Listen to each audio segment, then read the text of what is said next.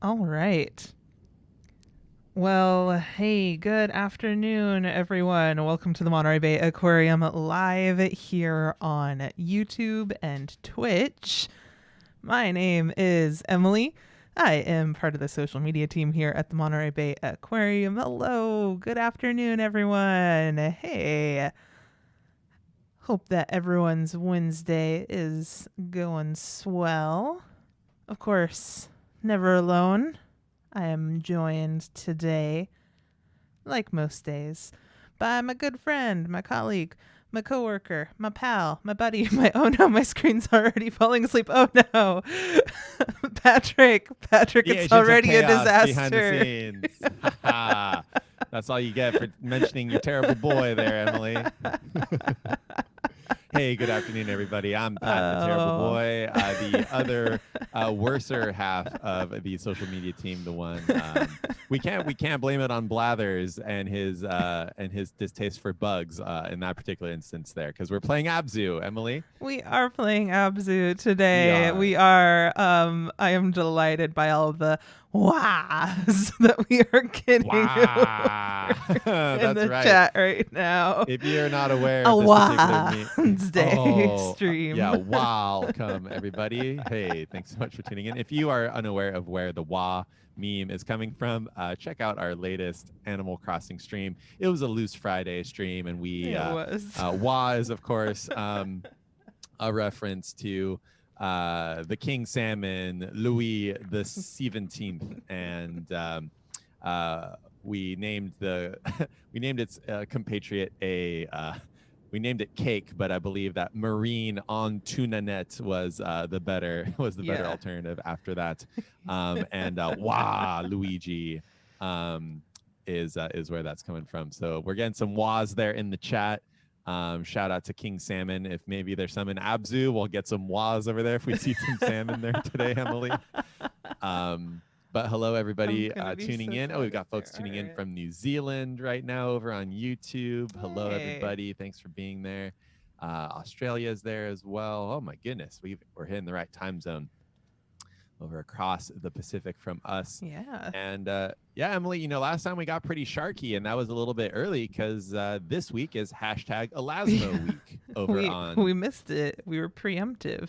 We knew it was going to be a hit. So I'm actually currently tweeting away here for the aquarium to let folks know that we're live over here on Twitch and YouTube getting Sharky for Elasmo week. So we'll try to focus as much as we can on the sharks. But last time we had basking sharks, thresher sharks.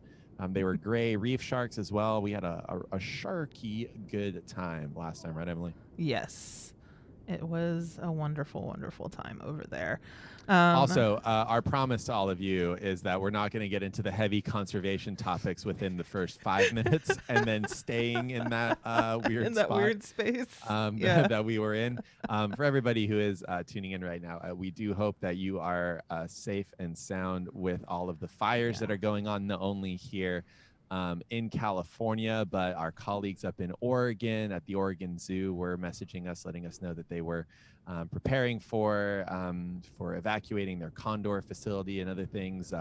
We have colleagues and coworkers with friends and family that are affected by these fires up in Oregon and all up and down the coast here. And then also there are fires happening all around the world as well. Lots of folks displaced and affected. So our hearts go out to all of you, and hopefully this will be a little bit of a respite for those of you that are tuning in right now, a little bit of something different than the orange sky that we have outside the window right now. So thanks for being there, everybody. Yeah, we're going to try to keep things lighter, positive than the last stream where I believe we talked heavily about overfishing and climate change and coral bleaching. Definitely send us those questions. Happy to talk about that. But you know what? We're going to stay on the Sharky business if we can. Exactly. Does that sound about right, Emily? It does, Pat. Sorry, I was busy on the computer there. Thanks for covering. What? I know. I'm so sorry. Hold on. So sorry. Not allowed. Producer M behind the scenes working. I need you to get off the computer and get on this computer here, Emily. Sorry, I have 3 computers get off that computer in front of and focus on this computer if you don't mind. 3 screens in front of me right now. It's fine. Professional gamers. We're professional gamers over here. Oh, goodness. Yeah, definitely we're gonna wait at least 10 minutes this stream to get into the heavy stuff. Pat, yeah, you broke that rule already, getting into the heavy stuff here at the beginning. Oh well, but that's not the heavy stuff. Yeah, That's just our lived that's reality just, yeah, and showing compassion and care for our fellow humans. Yeah. community that's out there Yeah. currently. It's good to center where these broadcasts are happening. So for those of you watching in the future outside of quarantine, is it better? Is it nicer? What's going on in the future there? But for the moment, yes, hearts do go out to everybody. And maybe we'll start with some heavy stuff, Emily, with a massive basking shark maybe, or something of that Ooh. nature. Switch up the heaviness. Yeah. I'm gonna press the OK Go button on the controller while we're at here it, we since the game has already tried to go to sleep on me at least 3 times so far. So have to remind myself what the controls are. It's been a week. We're good. Okay. We're good. Well, and we're good. starting off on a perfect, fantastic, jawsome opening here, Emily, with this pelagic room. Pelagic meaning open ocean, if you ever hear about that. This game is full of pelagic magic from the dolphin fish that you just saw swimming by there, that Dorado you might see in the open sea exhibit.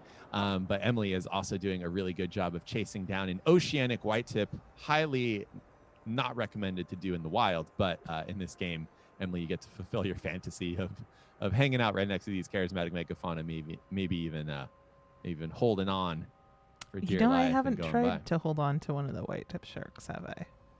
No, I don't believe you have. Swim. As we've established in these gaming streams, I am a big fan of Tony Hawk's Pro Skater, and if you can sketch on the back of oh my goodness, that yeah. Yeah.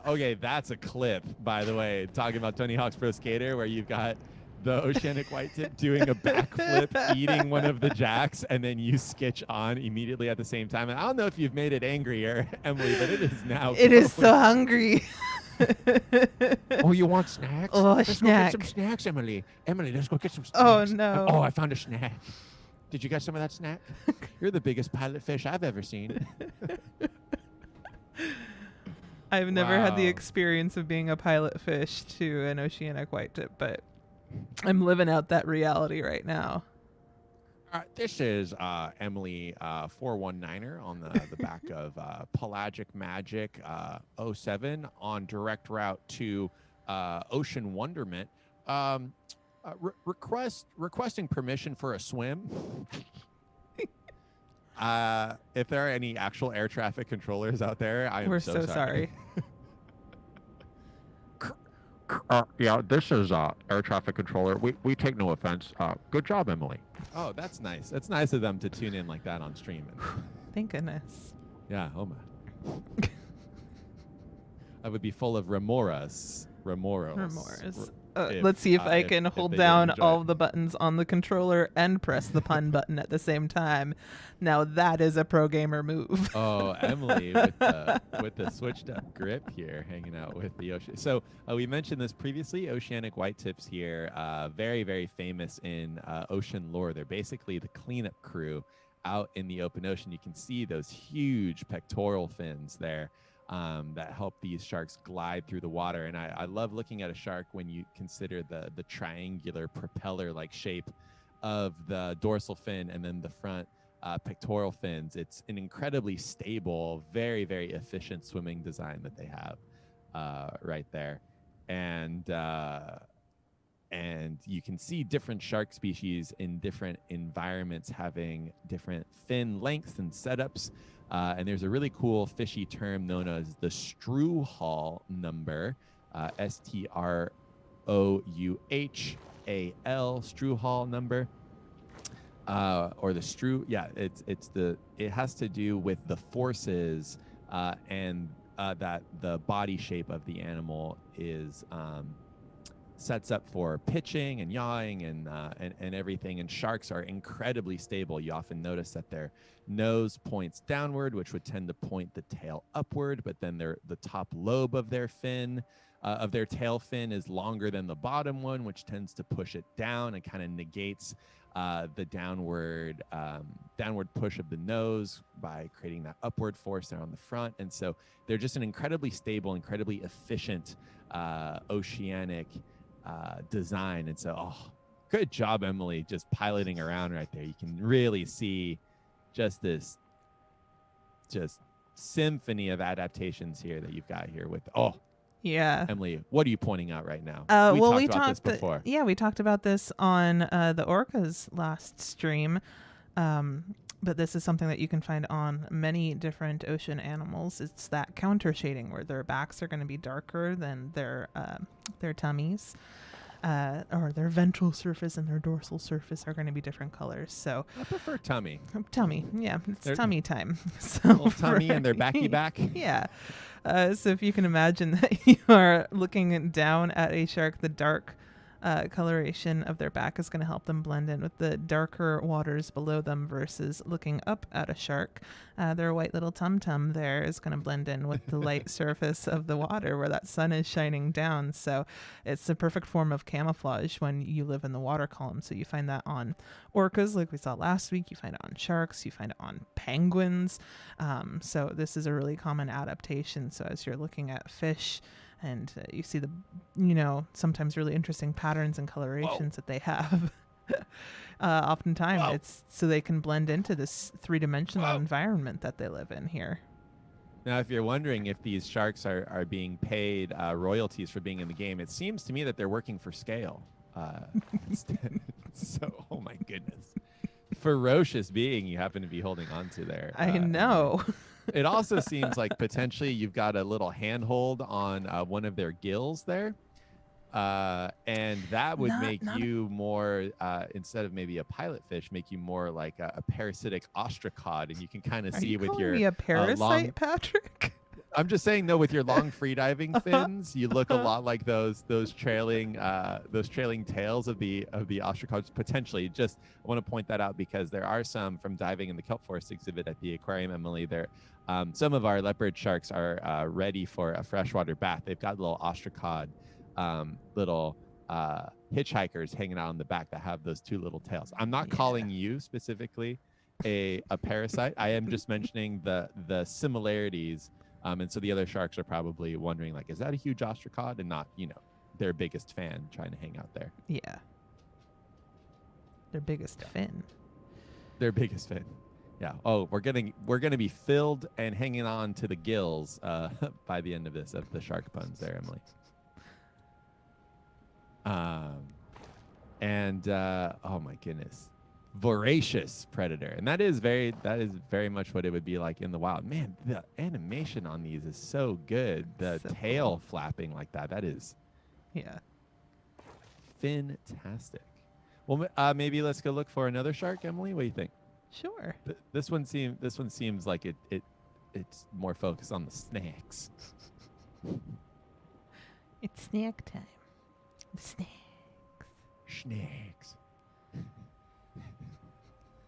What are those fish that stick to other marine life called, is the question over there on YouTube. Those are known as remoras. Hello, whale. Well, hello there. Whale, hello. Yeah, pilot fish are the ones that swim next to them, and we saw some of them. They're the ones that have the black and white vertical stripes there. There's also, there's the thresher shark. There it is. I got a little turned around in our three-dimensional environment here. I lost them for a second. And again, if this was Tony Hawkfish's Pro Skater, we'd be on the cover of Thresher magazine here with the thresher sharks. They can have a tail almost 10 feet long that they use to immobilize their prey. Oh, it just clipped right through that whale. You did clip right through that whale there, Emily. I appreciate you going the most efficient route to that thresher shark that we're now hanging out with. And we have thresher sharks here locally in the Monterey Bay. And actually, Emily, I don't know if I told you, someone saw a thresher shark at the breakwater the other day from the surface. I didn't hear about the one at the breakwater. I saw that they saw a juvenile one from the whale watching boat the other day. It was real cute. It had a real derpy face, and I love it. Yep. Yeah. The permanently surprised face of the thresher shark. So thresher sharks, we have them here in the Monterey Bay. They're often found over the sandy beach area, maybe looking for some bait fish. And someone saw one from the Coast Guard jetty over at the end of Cannery Row That's so cool. just the other day. Snapped a photo of it swimming by with its huge, huge tail. Diving out here, I've found a thresher shark tail diving previously. And it was right next to a sea lion rookery, and the big bull sea lions will eat thresher sharks. So I imagine that was some sea lion meals there. But thresher sharks, just, you talk about an adaptation. That tail there is perfect for whipping away and swatting at bait fish that they might be trying to grab. They're a real stunner of a shark, Emily. And that's no tall tail. No, it's long. It's long. It's a long tail. Different dimension. Yeah. Oh, good stuff. Good stuff. Emily, I'm gonna let our friends know on Instagram what we're up to. Forgot to do that. I'll do that real quick. I'll just keep on swimming here.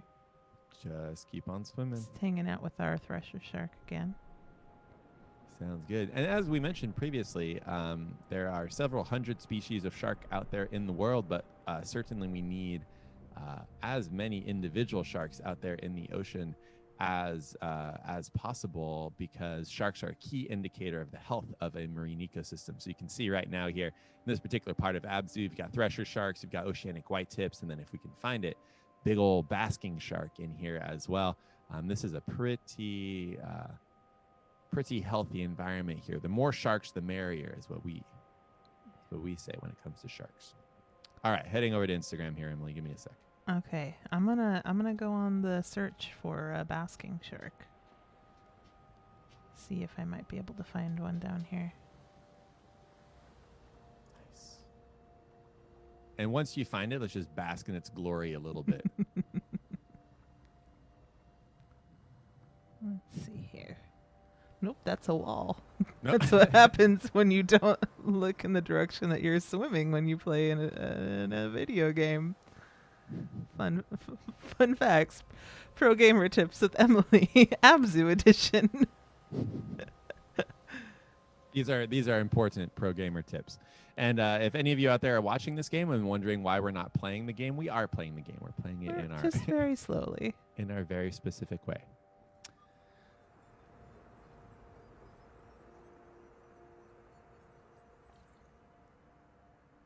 And also, we don't take too much time to really appreciate the epic soundtrack of this game, but it is an amazing soundtrack. It's very good.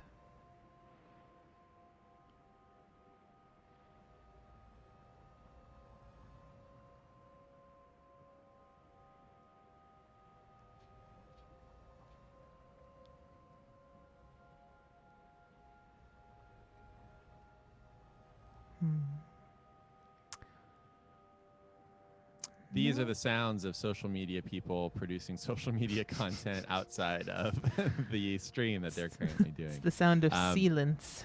Yes. The sound of sealants.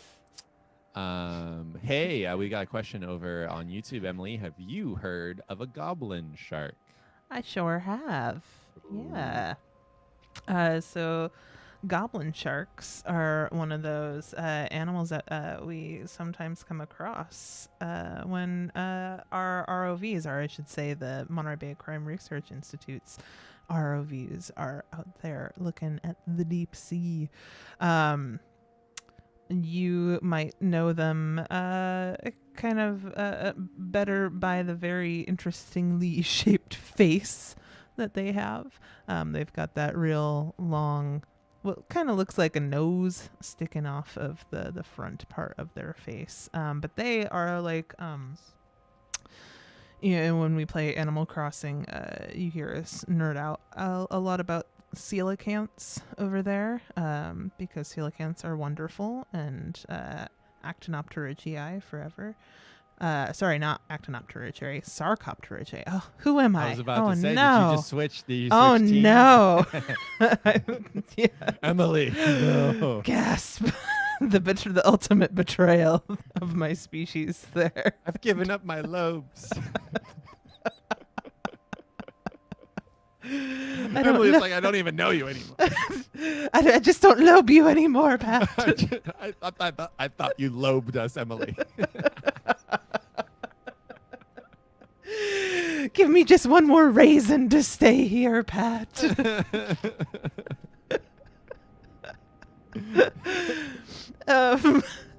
So goblin sharks are like Is it coelacanths. because of my Tetra Oh, no. podcast? I didn't mean what I said on there. It's just for effect, Emily.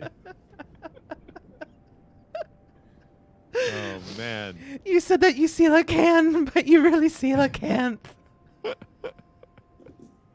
By the enamel, our enamel bond. This bites. I thought your teeth were harder than they truly were. Oh, this is good stuff. This is quality. good content. This is quality content. Me just hovering in the water here. Okay, I've Instagram storied. I've tweeted. We are good to go. The world should know that we're here. Look, we've got a few more folks joining us here on the stream. Welcome. Welcome, everyone. We were just talking about goblin sharks in a totally normal way. So goblin sharks are like coelacanths in that sometimes you'll hear them called living fossils. That's just simply because, wait, is that our friend? Yeah, it's right above me. That's our friend. That's our friend right above me. I had to do a little spin because I was so excited. Flippy, And not because I pressed the wrong button on the controller. Oh gosh. Wahoo. Sorry, I'm just always going to do the Yahoo. Whenever you see the Wahoo. No. Oh, beans. There beans. It It should be. be. Oh, yep. There you're we good. go. Pro gamer. There Emily. we go. I found it. There's our basking shark There's friend. our basking Everybody, let's get some wahs in the chat for this king of fish. No, we got it. Hey guys! Hello! It's good to be back! I'm eating actively. Don't mind me. I'm I eat having- with my mouth open. I'm having a plankton of fun over here listening to Emily and Pat be real weird. Y'all ever just eat with the pasta strainer in your mouth? Wow! I think I'm actively seeing the number of viewers on Twitch go down. Did you? Yeah, no, we lost six. We lost 6 people just then, at least. But you know what? They're just not ready for this level of jawsome. Because look at our basking shark, the second largest shark in the entire ocean, second only to the whale shark. Basking sharks are found throughout colder waters around the world, and we have them in the Monterey Bay every so often along the coast of California. A very famous spot to go see basking sharks as well is off of the British Isles. I believe they're off of Scotland and Ireland pretty predictably, and you can go diving with them over there. And what you're seeing right there is a shark that is currently feasting on a microscopic smorgasbord of plankton, filtering it through its gills with what are known as gill rakers, which are its built-in pasta strainer inside its mouth. And this particular individual never closes its mouth in the game that I've seen, but they eat their food when they close their mouth, take a big old gulp, and swallow that soup that they've made for themselves there. Yeah, and gill rakers are actually a tool that many fish use to eat. So we talk about them a lot when we're talking about, basking sharks and whale sharks and this kind of filter feeding that they are doing. But you also find those gill rakers put to hard work in much smaller animals, like sardines, like anchovies. They're using those gill rakers in the same way, like a little pasta strainer at the back of their mouth, catching all of those little the krill spaghetti that they are catching in the water here. The plankton pie. Yeah. I was trying to the krill quesadilla, the krill casserole. I'm trying to find the alliteration. Well, you wouldn't put a casserole in a strainer, Patrick. What kind of casseroles are you making? A very bad one, Emily. I'm concerned. And yes, Andy F. Yes, you mentioned this last time. We should mention that this basking shark is much deeper than it would normally be in the ocean. Normally, you would see these leviathans up nearer to the surface, feasting on the plankton that is up there. But maybe this is just a daytime basking shark down a little bit deeper, because there is that diel vertical migration of plankton. Oh my goodness, look at that top down look. You can really see there the openings there of the gill slits on the side of this shark, where the water's flowing through, leaving the food behind. I was just checking, Pat, the accurate number of gills on our basking accurate number of shark gills friend. Yep. Which, accurate shout number out of gills. ABZÜ. Yeah. Thank you. It's not 3. Some games it's not don't. 4. So It's awesome. And we Cough. have heard of the Animal frilled shark, Crossing. yes, as well. Yeah. yeah. Awesome. Well, just like the mola, when it swims by, it goes, ho, ho. I think we're aware of. Someone mentioned, Emily, that Basky is the name of our basking shark. Oh. I was going to say, if we wanted to name it a French name, it'd be Pays, because Pays Basque is a little territory down there on the border of France and Spain. I'm not sure if this one's a revolutionary. There are Basque separatists that you may have heard about in the news back in the 90s and aughts. But Hi, everybody. Hi. I'm Basky. I was gonna name it Gloria, maybe. Gloria, Yeah. singing an aria. Awesome. Just singing away, but also so that we can bask in its Gloria. Okay. Yeah. Nice. Maybe. The perfect name Well- will speak to us. Yes. Suggestions open in the chat there for the name of our basking shark friend. But what an amazing, and I mean, just look at the modeling of this particular being. This is exactly what they look like. Huge nose up there up front. And the basking shark is a relatively modern shark, which you can tell from the the 2 dorsal fins and the 5 gill slits. More ancient style sharks have more numbers of gills and fewer fins. So like a 7 gill shark we have at the aquarium only has 1 dorsal fin, as opposed to the 2 and also 7 gill slits on either side, which is a more ancient characteristic, it is thought there. And this deep in the ocean would actually be a good spot to keep an eye out for those 7 gill sharks, since they prefer nice deep water. They like to scavenge on things at the bottom of the seafloor. So this is a good habitat for a 7 gill shark down here. And our mega mouth friend might also be hanging out over here as well. Yeah. Oh, this is great stuff. Well, Pat, should we see if there is sharks in the next section? I don't know what's coming up next. Yeah, let's keep going. So far there have been sharks, I think, in pretty much every section, and we do know that we have our one shark friend that decided to eat one of our robot friends. It's true. We haven't seen them in a while. I haven't seen them in a little bit. So yeah, let's move right along. So but this pelagic environment that we're leaving right now, you can see that there's lots of fishes out there. Maybe not represented in the water column are all of the countless critters, invertebrates and such, jellies and so on that might be in there as well. But certainly a lot of sharks. And so we're very excited to see those sharks there for Elasmo Week. And just to plug some content you might be interested in, we had an amazing live stream with our shark cam alongside Jada Elcock and Amani Weber-Schultz, who are amazing shark scientists that joined us ahead of Elasmo Week last week to do some shark watching. So head over to our YouTube channel, and it's also on our Twitch VOD, so you can watch that talk there. That we nerd out about the sharks, and we you'll get to see them do their Thresher shark face impressions. It's a whole lot of fun. It was, Robin, like Baskin Robbins. Ooh, that's a good one too. That's a really good one. Robin Gloria Baskin. Robin Gloria Baskin shark. RGB. Ooh, I coughed and the birds on my bird feeder flew away. I'm sorry, bird friends. Oh no. All right. They feathered you. Eel bait, hilarious, but no.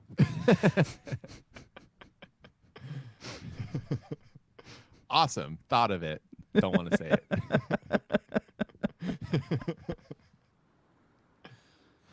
Ooh, we're in a red kelp room. Ooh, spooky. Unfortunately, this looks a little bit too much like the sky at the moment. In our Oh area. no. Wait, has it All been right. 10 minutes? Yeah, it's been 10 minutes, Pat. You Been can 10 get minutes. We can. Okay. Shout out to everybody out there. Oh, whoa. Hey, Emily, click on the link. Wait. What? No, sorry, we're getting a chain email. Pat. Sorry, I'm the weakest link. Goodbye. Mola! Mola! Yes, yes, yes. Mola, I'm swimming. Hello. Go say I'm hello. swimming. Oh my god. Oh my god. Yes, and officially, ABZÜ is now the greatest video game in existence. Look at that our friend. Mola friend. Look at that friend. Oh. The Oh. most glorious fish in the ocean. If you are not a fan of the Mola, you can leave the stream now because we're done, Emily. We're not going anywhere done. else. We're just going to We're talk just about going to talk about molas for the rest of the got an hour next and a hour and a half. half. Yeah. Strap in. No, we won't. We won't do that to you. Probably. Pat, look at It's awesome. it. Look at it go. Hey, buddy. Hey, friend. It's amazing. And so this mola from the side looks pretty smooth all the way around. So there's two different options of mola. Yeah. So mola is the genus name. Ocean sunfish is also maybe the more common term for them. But a mola in our area could be either mola, which is millstone in its translation there, and is known as the common sunfish. But also in our area could be what's known as the hoodwinker mola, a recently discovered species, I believe described in 2017 off of Australia and New Zealand, and has since been found off of South Africa, as well as off of South America. But the hoodwinker mola is Mola tecta, and we actually helped Emily through posting on our social media channels. Yeah. And thanks to the amazing social media followers out there, we posted a photo last year of what appeared to be a mola. We posted it. Someone said, "Hey, it looks kind of interesting." We reached out to a researcher, and those turned out to be the first images of Mola tecta, the hoodwinker mola in the Monterey Bay, the first living images. And since then, they've been found all the way up to Alaska, I believe, and there have been a few more spotted here in the area. One was spotted back in 2015. So could be two different species in our area. So heads up, mola or Mola tecta. This one could be either there. Can't really, I don't think that there was too much detail put in there to truly differentiate the two species. But so we'll take it because an ambiguous mola is what we have out here in the Monterey Bay now. Emily, tell us about who you're riding on the back of right now. This is the fish so nice that they named it twice, Patrick. Right. But this is the heaviest bony fish on Earth. Just an absolute marvel of evolution that we are hanging out with right now. So molas can get to be over 14 feet tall from fin tip to fin tip. They can weigh over 5,000 pounds. And they do that by mainly when they are older eating jellyfish. So these are gelativores primarily when they are older. I heard you gasp there, Patrick. What were you gasping at? Well, just I don't know, just the seeing all of the other molas on some of those Yeah. camera swings that you're doing there, and I'm just so proud of our chat right now because they're mentioning, I don't know if you're seeing how it's all of these. We've got several molas, which means we've got a guac of mola. We here got a in front of us, guacamola Emily. with We've got a us. guac of mola on screen. We do That's have amazing. a guacamola in here. That is our preferred collective noun for these. Tell your friends. Yes, Is that a manatee? it's either a manatee or a dugong. I think they are. I want to say they're manatee. They look pretty manatee-ish to me. Okay, yeah. 'Cause Should we go find out? Dugongs look more dolphin-y with their tail fin. Yeah, manatee for sure. Yeah, that's a manatee for sure. Yeah. We'll have to name him Barbara, I'm sure. Oh, that was a good one. Just going off of.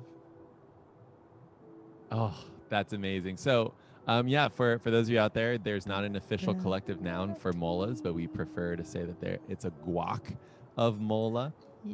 And we are working on getting another one back in the open sea exhibit. Oh, and there's our Garibaldi right there. Awesome. Yeah, ocean sunfish mola mola, Julie Packard's favorite ocean critter, my favorite as well, my favorite fish certainly, and truly one of the most iconic animals that we have out here in the Monterey Bay. They're not dumb plankton that just float around with ocean currents. They are migrators, they're divers, they're beautiful swimmers. But let's talk maybe a little bit about manatees, because that's pretty exciting. I got to see some manatees, Emily, in Florida once. Have you ever gotten to see a manatee in the wild? I haven't gotten to see a manatee in the wild before. That's still on the bucket list for me. Sorry, and that shark sculpture there in the background, just from certain angles, it looked like it looked like Baby Yoda holding its tea. I know it's a big amphor of something, but it was just like, this is the way. But yeah, so I got to see a manatee over in Florida, and they're just really, really amazing marine mammals, herbivorous marine mammals. They feed on seagrasses, etc. And we used to have, Emily, in our area, a manatee dugongii type of sea cow out here, right? Yeah, it was the Steller's sea cow. So Stellar might be a familiar name to many of you. He named a lot of ocean animals out there. He named a lot of animals, period. If you've ever heard of Stellar's jays, same guy named those. Stellar sea lions, named those too. He was a big fan of naming things after himself. One of those things happened to be these incredible manatee-esque, sea cow-esque animals that lived in the kelp forest here. So this wouldn't be an incorrect habitat for an animal like a stellar sea cow, this kelp forest that our little manatees are swimming in right now. The manatees would not prefer the kelp forests. They're a little too chilly for them. They would be hanging out in much warmer waters, but for those stellar sea cows, they used to be pretty abundant along our coast, but as the story goes, they disappeared simply because people thought they were too tasty. Yep. So during the fur trade out here, you had a lot of folks coming and trying to hunt the sea lions and sea otters and seals and all of the other marine mammals that have a pelt to bring back to their respective countries. While they were out here hunting, they discovered those stellar sea cows and used them to sustain themselves when they were out here, but sustained themselves a little too well and ate them to the point of extinction. Which, from reading some, and there's one of those little zones to get more biodiversity over there too. I just noticed on the lower left. But see, look, see how this hammerhead shark, it just looks like it's like holding its coffee. Just that one right there. It's just that's nice. that was me earlier.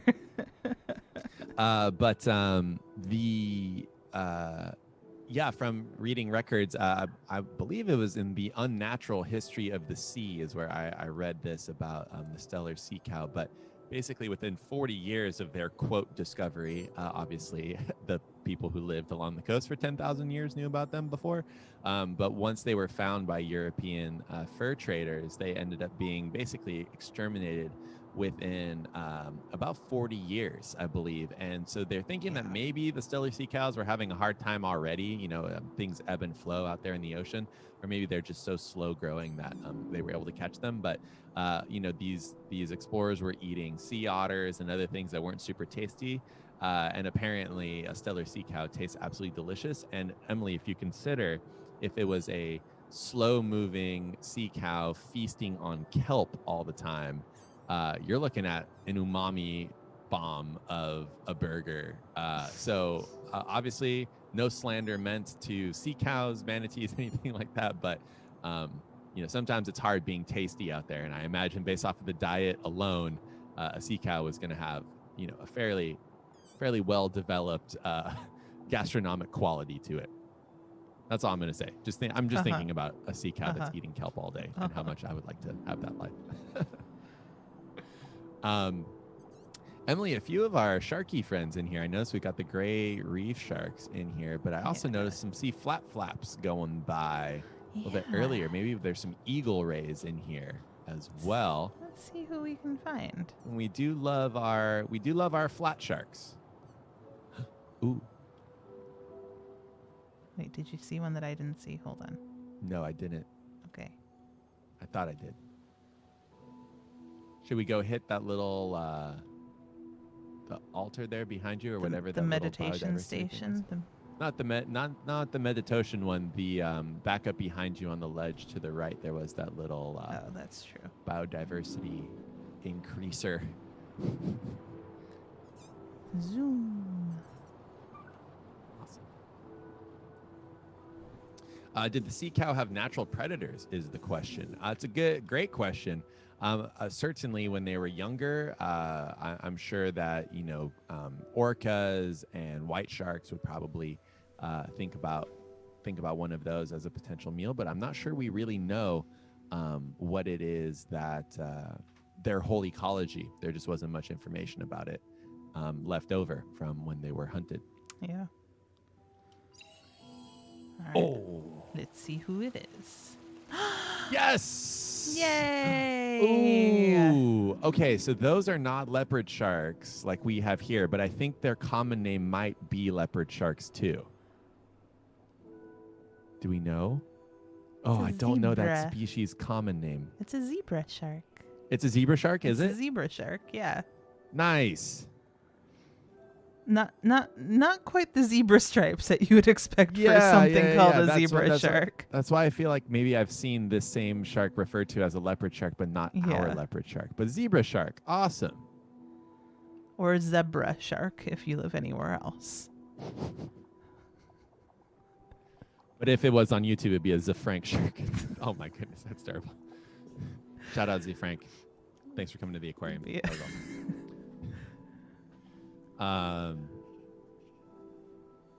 Wow. This is a really gorgeous room. It's really pretty, yeah. Love the light rays coming through. So we've got our little zebra shark friend here. Yeah, I don't know And where we've are zebra got- sharks from. Let me look. So, sea flap flap. Sea flap flap. Oh, I can't ride the sea flap flap. Is a zebra shark. It's a type of carpet shark. Indo-Pacific. Okay, yeah, coral reef areas. Oh, hey. Okay, cool. Thank you. Quick little search. You know why they're called zebra sharks is because the juveniles have stripes. Oh, okay. And we're thought to be a separate species, and then the adults have the spots. All right.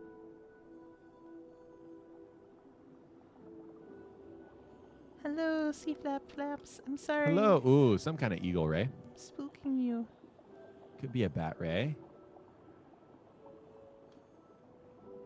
Oh, kelp canopies. That's what's up right there.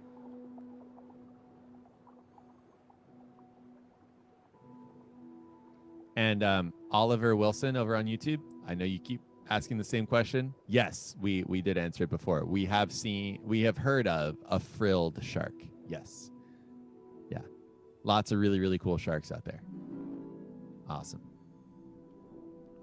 Is there any Stellar sea cow DNA from bones or anything? It's a good question. I don't know if that's been preserved. There are Stellar sea cow skulls and other parts of their skeleton lying around, certainly. Oh, we've got a moray enjoying a cup of coffee.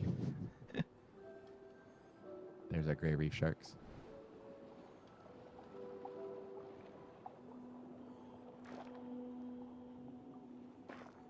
Whoa! Through a school of jacks.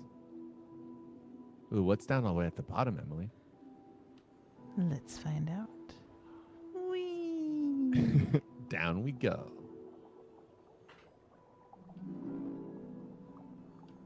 And of course, anytime there's a mola in the background of any frame grab, Pretty much the greatest thing ever. Oh, hey, who's this? Ooh, Hey, another one of our friend. robot friends. Boop.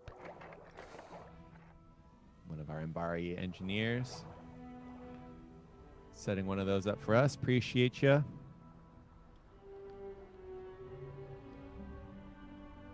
Let's explore the bottom. Who do we have?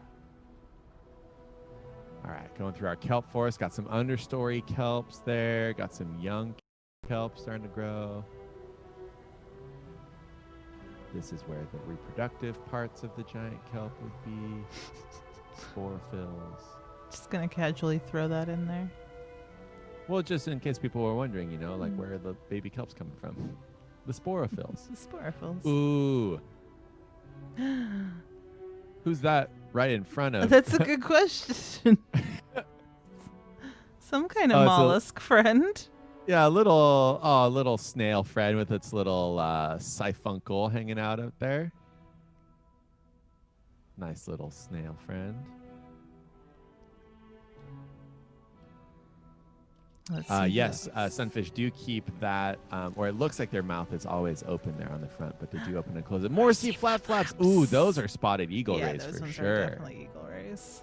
Yeah, sea flap friends. See, we're getting Sharky and ABZû without even being able to plan for it. Look at them go. Ooh, flat sharks. Emily, tell us about the flat shark friends. Oh, and ride one of the flat shark friends. Ride one of the Again, flat shark friends. Don't do this in the again. wild, everybody. No. Do it in a video game. Oh, look at that. So, just like we say, these are flat sharks. So, these rays here, when we're talking about elasmobranchs, those include not just sharks, but skates and rays as well. And these would just be like if you took a rolling pin straight to a shark, kind of flattened it out, like big old pancake, sea pancake over here.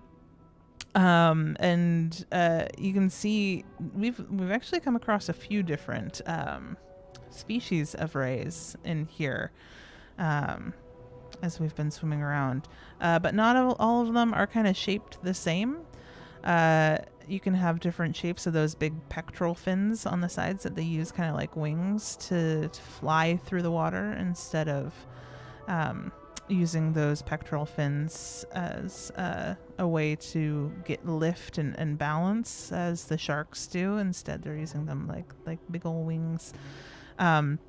They also move in different ways too. So some species of rays, instead of this flapping motion like these spotted eagle rays are doing here, pelagic rays would be kind of oscillating their fins on the sides. And that difference in movement kind of helps them to adapt to different areas in the ocean. But they've got a mouth underneath their body. You can't see it too well here because it's right above another counter shading animal hanging out here in this kelp foresty area. They've got their gills on the bottom though as well, so you can imagine that if your gills and your mouth are on the same side and you spend part of your time hanging out on the bottom of the seafloor in the sand, you need a way to be able to breathe in water without just getting a mouthful of sand all the time. And so most ray species have 2 extra little holes kind of towards the top of their head, right by their eyes or right behind their eyes. And those are a way that they can draw in water from above them and then pass it over their gills while they rest on the seafloor. Some sharks also have those as well. Those little spiracles, they're called. But that's one of the ways that these sharks live on the bottom of the seafloor there, Pat. Do you know what you call a ray's breathing mechanism when it's playing hockey? It's the spiracle on ice. Gosh, I was afraid of what you were gonna say there. Or if you see a ray breathing in and out near the end of December, that'd be a holiday spiracle. But yeah, Emily, we can also tell that this little one that you're swimming with is a little boy.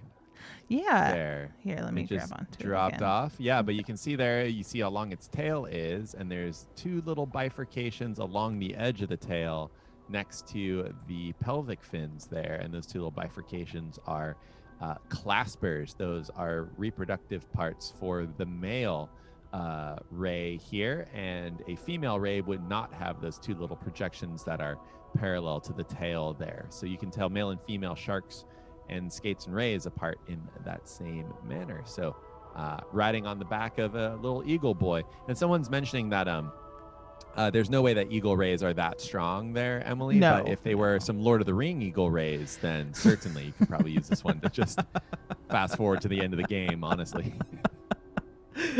Like they should have done in that story. That was a Maybe that's deep why Gandalf said nerd fly, cut you there. fools, instead of, speaking, Emily, oh, look at that guacamole. It's so great. Look at it. Look at all the Little molars. one. Oh, that's the greatest. So glad there aren't any sea lions in this game so far, because the sea lions would just lay havoc to these particular individuals, as they do in the Monterey Bay. But Emily, apparently next to the Eagle Ray portal, there was a little octopus. I'm on my You way. want to go see. You may want to go see.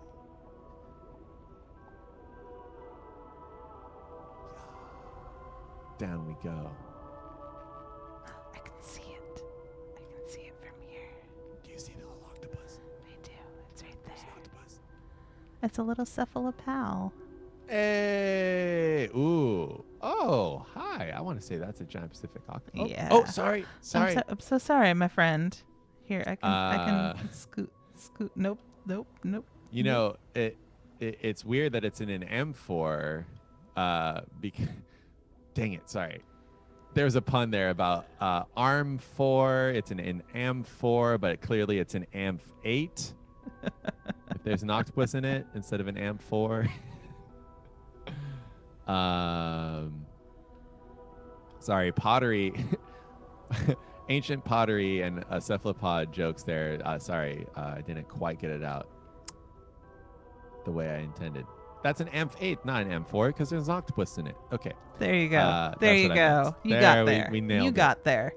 Ah, it's a long walk. Totally worth it.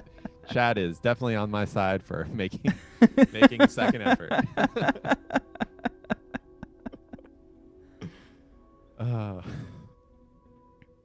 Yes, thank you for the assist there on finding this little octopus friend. Emily, want to talk a little bit about our very shy and reclusive octopus friend? Potentially a female octopus with her eggs in there, maybe, but. Potentially, yeah. So we have a little cephalopod here. We are also, besides Team Mola and Team Sarcopterygii and Actinopterygii battle forever here, we are also Team Mollusk at the aquarium as well. Absolutely. And this is one of our favorite mollusks. Absolutely. We got it in. Absolutely, yeah. But this little friend here is actually a pretty big friend. Especially if we're gonna go with giant Pacific octopus, which, based on its size and coloration, seems like the natural way to go here. This friend here is one of the octopuses that you would see here along the Pacific coast. And so a little bit more common in shallower waters to the north of us here. You'd have to dive down fairly deep here in Monterey to spot some giant Pacific octopus. But they lived anywhere between about 2 and 4 years. Cephalopods in general are those kinds of animals that kind of live by the live fast, die young rule. And try and make more of yourselves in that amount of time that you have.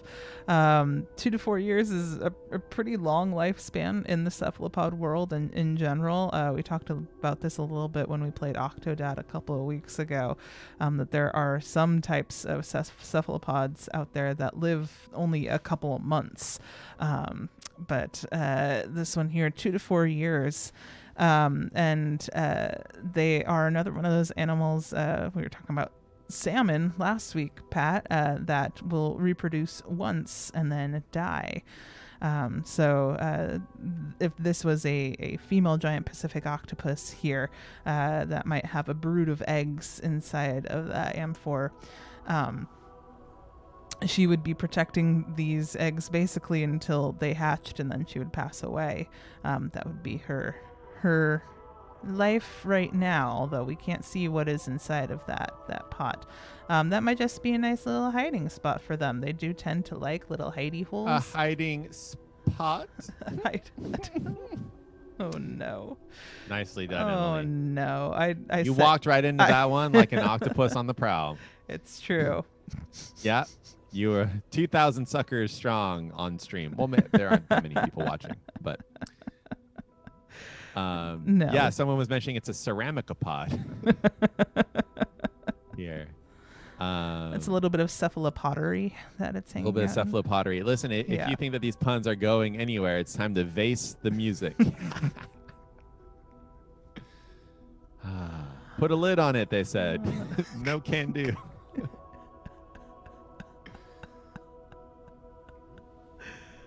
How many more? No. How many more? How many more cephalopod and pottery puns can we come up cephalopottery is one that we didn't have. I said cephalopottery. Oh, okay, perfect. Yeah, Yeah, I didn't realize I'm we had counted that one. sorry. Okay. You No, we just- got cephalopottery. You weren't listening to me because you were trying to come up with your own there. That is not true. I was checking our Twitter notifications to see if people were talking about ABZÜ. That's what happened. Oh, Rotten Blossom, that's a good one. You were putting a calamar, Calamamphor. calamari on it. A calamari, but a Yeah. calamamphor. Ooh, that's a bit of a stretch. No, okay, there. that's not good. Yep, calamar lid on Um, it. Appreciate it. Well, definitely that it's an ink pot right now in Potentia. Gamer Earthgen says, Pat, stop. Eelbait says, Pat, please. I believe we've reached the perfect, this is where we like to keep our audience, is on the verge of a breakdown. It makes their brains more open to the information we might have later. Breaks down barriers.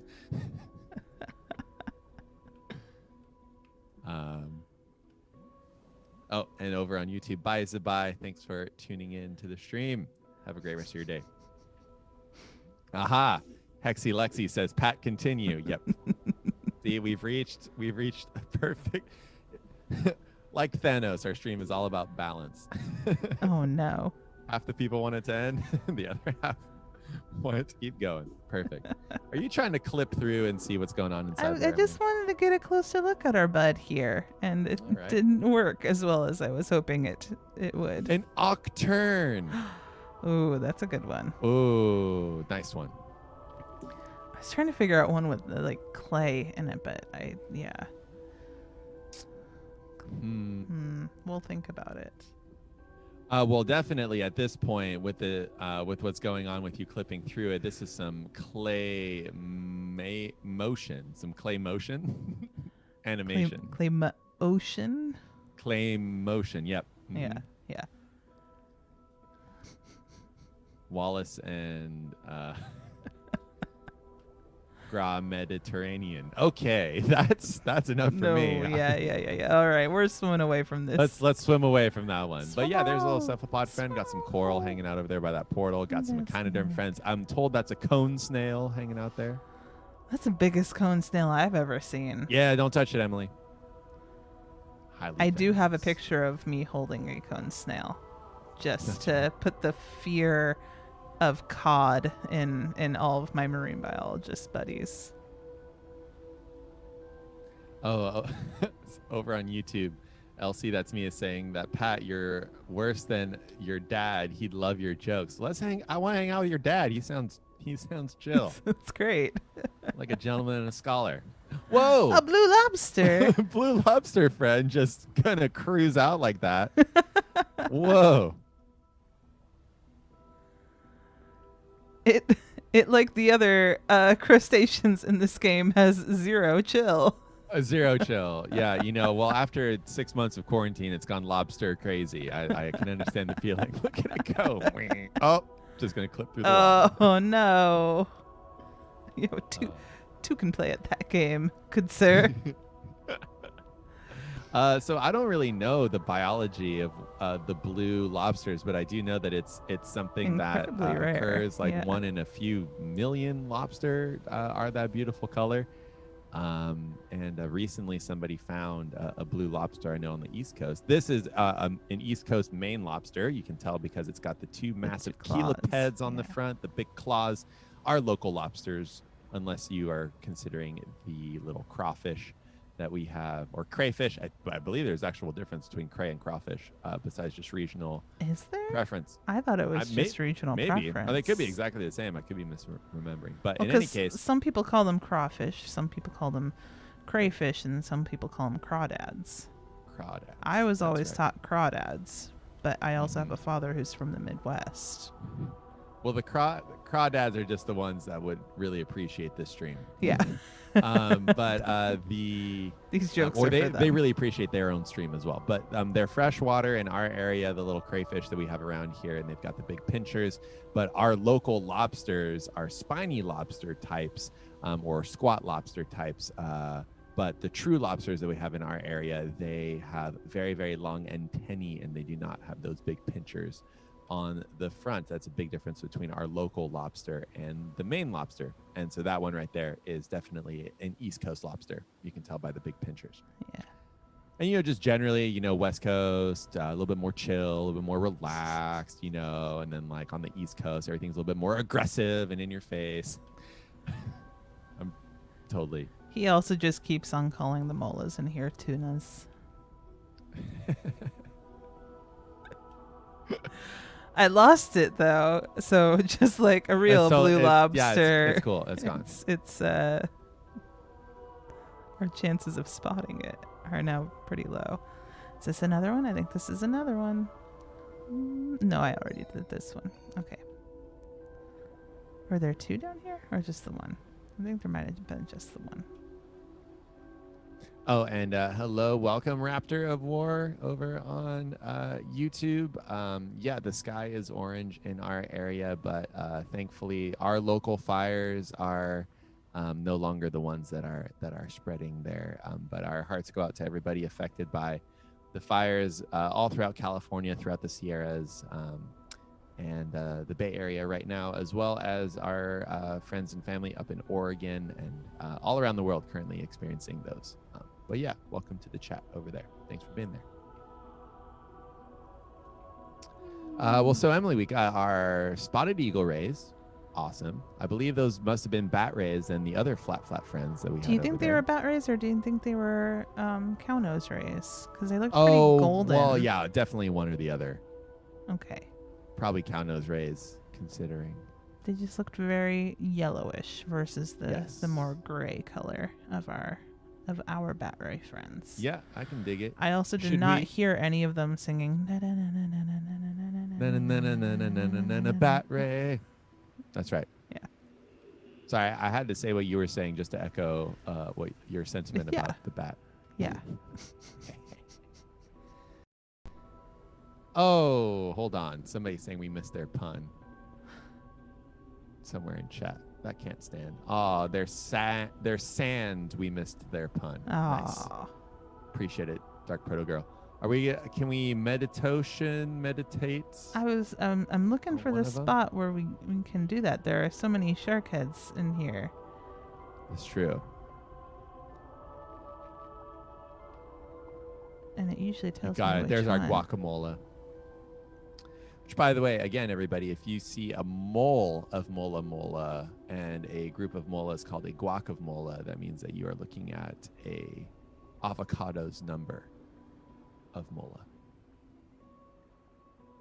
Ooh, who's that face? I saw it too, a little bit earlier. Maybe it was down lower. Was it down lower? I don't know.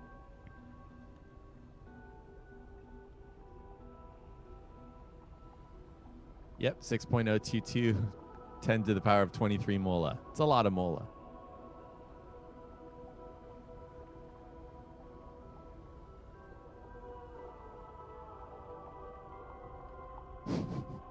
Oh, Tiger WDR. No, I don't main a lobster in Smash. Definitely no. But main lobster do cause quite the smash with their pinchers there.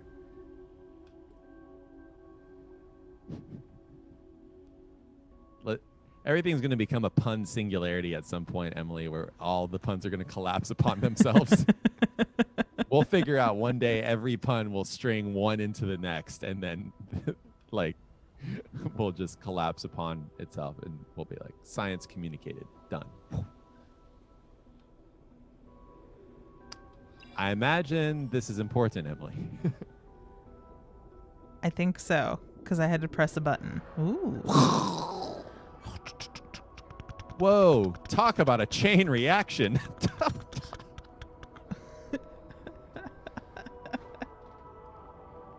Whoa. Well, that's one half, Emily. There's another one. There is another one. Okay. We gotta go find the other one then.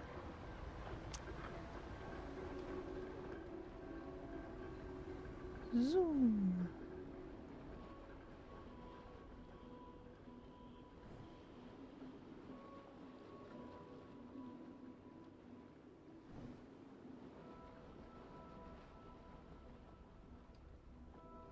Oh, it's beyond. All right. Thank you, Robo Friend. Do your Gorgonian disintegration move. It's like I heard the voices of a million beings cry out in horror and suddenly silence. Oh no. Hey, colonial organisms are having a hard time when that happens, but it's all good, everybody. Just scaring our little tube worm friends. Man, Emily, you're really strong. Thank you. Sea turtle friend. Letting the chain out. It's being fed through the gate. And look at you. Yay. Ooh. The music changed, Pat. Uh-oh. Swim around this room. Okay. Is there anything else in here? Besides Some stalactites. Mm-hmm. Some little glowy dots. Do, do, do, do, do. Okay. No critters. Just had to make sure, you know. Just some Vinny Vitty Vermies. Any BD Fermi. Okay. All right. Hi, tube worm friends. Sorry.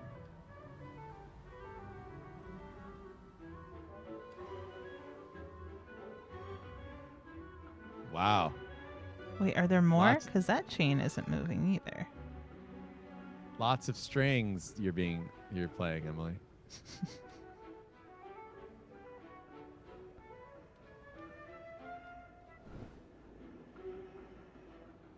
Well, now I'm just enthralled. I know. Look, we're playing a video game now instead of just interpreting. I guess that's okay.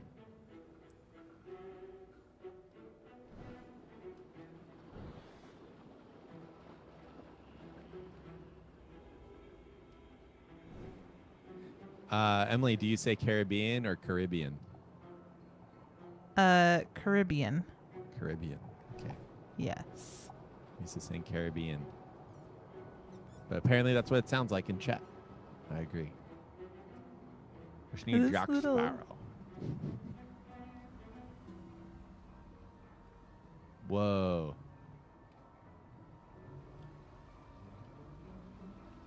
Little fountain from what are those called? The ancient armored fishes.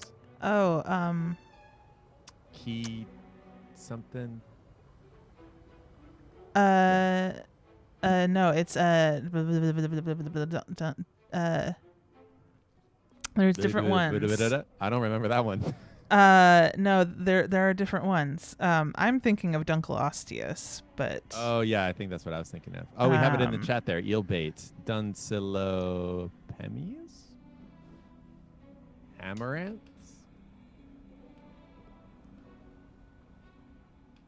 Oh, DJ Kento found out about the aquarium from Star Trek 4. George and Gracie say hi. Live long and prosper. Ooh. Lionfish. Oh no. Lionfish. This is where they came from. Those invasive. no. It's fine. No, we've established that since there are those zebra sharks, that we are somewhere in the Indo-Pacific where maybe lionfish are meant to be. I don't know, because there were also those. Well, unless they were. Emily, remember, we were trying to keep it higher brow. Okay. Okay. That is the most problematic thing that's happened in this entire game. Welcome to the destruction of ABZÜ. No. Folks, don't release your pet fish into places where they don't belong. A lionfish story. Introduced species, not a good thing. Not a good thing. Eat them if you can. They're a problem. Sorry, lionfish. We love you, but also stay where you should hang out. We got jellies, though. We got jellies.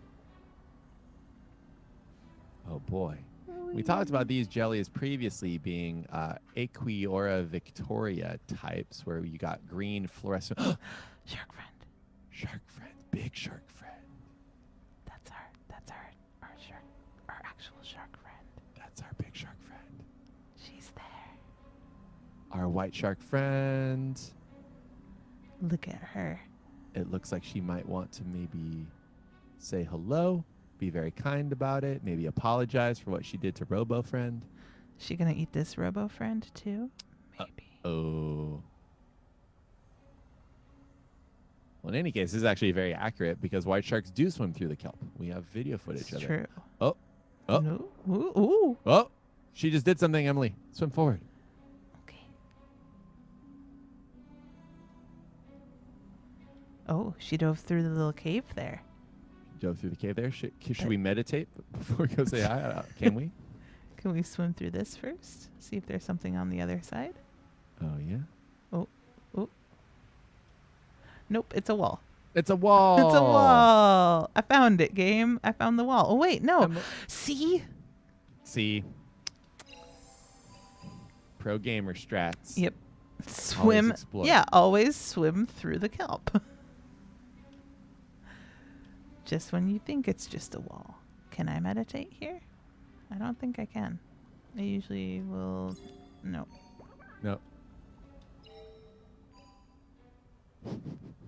Can I? No. No. All right, well, let's go see our shark friend. Oh, and I like that it's a narrow gap.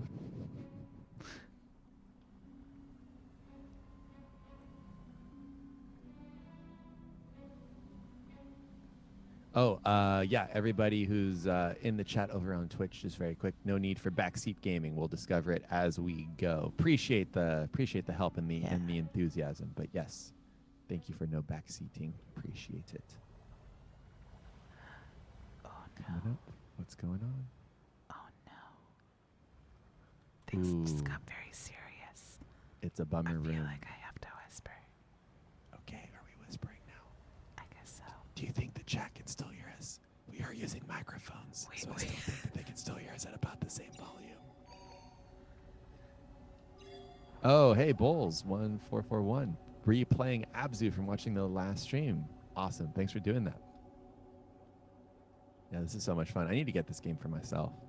Yeah. No, we can't do Man-Eater. Nope. For those of you asking, unfortunately. Unfortunately.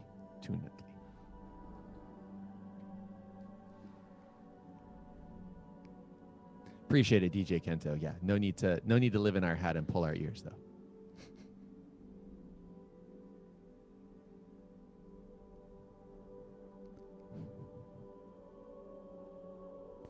Just looking around. Beautiful room.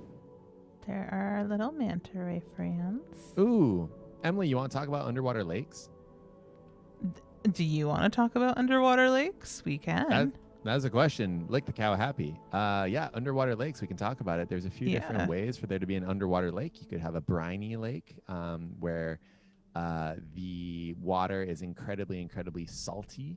and a few other tricks of density and salinity and temperature can result in layers upon layers of water stacking upon each other.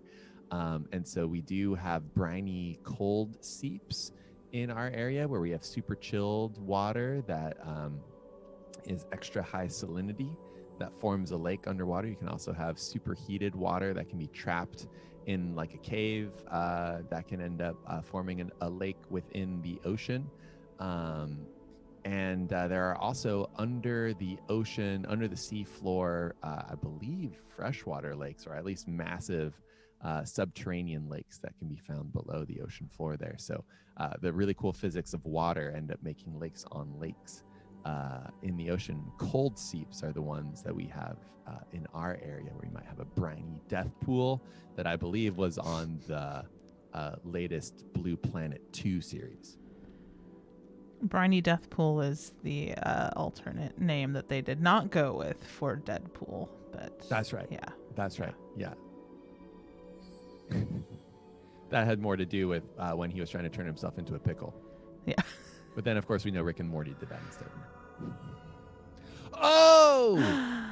Yes. See, we're trying to get Sharky over here, and it's working out for Elasmo Week. Look at that. Whale Yay. shark friends. Good job, Emily. I will take all of the credit for that, Pat. Thank you. should. That was very whale shark done. Look at them go. Look at them go. Look at them go. 60 feet long of absolute wonder. I know we've talked about whale sharks a lot because they're also in Animal Crossing, but you saw the basking shark. The only shark that's bigger is this one. 60 feet is the most massive that they can get, but they are usually, around the 40 to or so foot range for the large adults. I've seen them in the Gulf of California, over in Bahia de Los Angeles. Emily, where did you see your whale sharks? I saw them. I was on the other side. I was on the Pacific side of the Baja Peninsula. So I was over near La Paz and got to go swimming with them. Oh, this is so cool. So cool. Now, And, when we swam with them, to clarify, this is not what you do. yes, When you are hanging not out with whale allowed- sharks. No. not allowed to touch whale sharks in Mexico. So just for you folks out there, if you are looking into going to La Paz or Bahia de Los Angeles, like wherever it is that you end up wanting to go, look for these whale sharks. Just know there is no riding on the backs of these sharks. They're incredibly sensitive animals. So again, you can do it in ABZÜ. Highly recommend doing your shark riding in ABZÜ, but not in the wild. Now you can see just how different the face is on the whale shark compared to the basking shark. It's still filter feeding, but a little bit more of a like, looks more like a vacuum cleaner funnel instead of a massive net looking funnel grabbing up the food. But same general concept, pasta strainer in the gills with those gill rakers there. Oh, this is beautiful, Emily. This is so cool. Look at it go. Yeah, I got to swim next to a 20-foot whale shark in Bahia, and it was something else. But the whole time the shark's looking at you, just like, waiter, there's a swimmer in my soup. Excuse me. Have it removed, please. Yeah. I have to say that this is... Sorry, it would have said all of that in Spanish, of course, because it was Mexican whale shark. That was my best translation. Por favor. Por favor, perdóname, pero...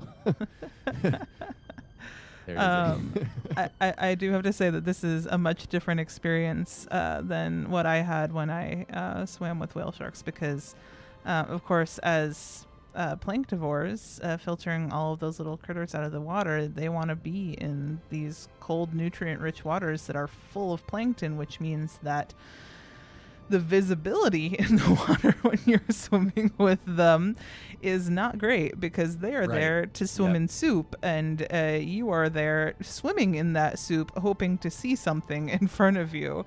And so with these whale sharks, I mean, you could be a foot away from them, and sometimes you wouldn't even know because the water would be just so thick, full of plankton. So totally different experience here in these beautiful clear waters that they are swimming around in right now than what it would be like in real life hanging out with whale sharks, because they want all that plankton. They want the soup, but much they want the soup. Definitely. Just over on YouTube, got some folks signing off. Thanks for watching from Norway, the Fire Cat. Thanks for watching, Emma. Appreciate it. Thanks for being there. Yes, irate wasps over on Twitch saying this this shark is more of a ee or a than a wah that we saw earlier. So yes, if you really need to tell the difference, like a whale shark is a and a basking shark is a wah kind of shark. Emily, we're making inroads into just incredibly technical brain science information dissemination here. Hey, I'm a whale shark.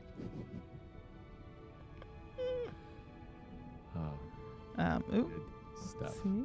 Was it an emotional thing, Emily, seeing the whale shark is the question? Oh, yes. Yeah, I think that I can speak for both of us when I say it's a pretty emotional experience when you see one. I mean, I definitely cried.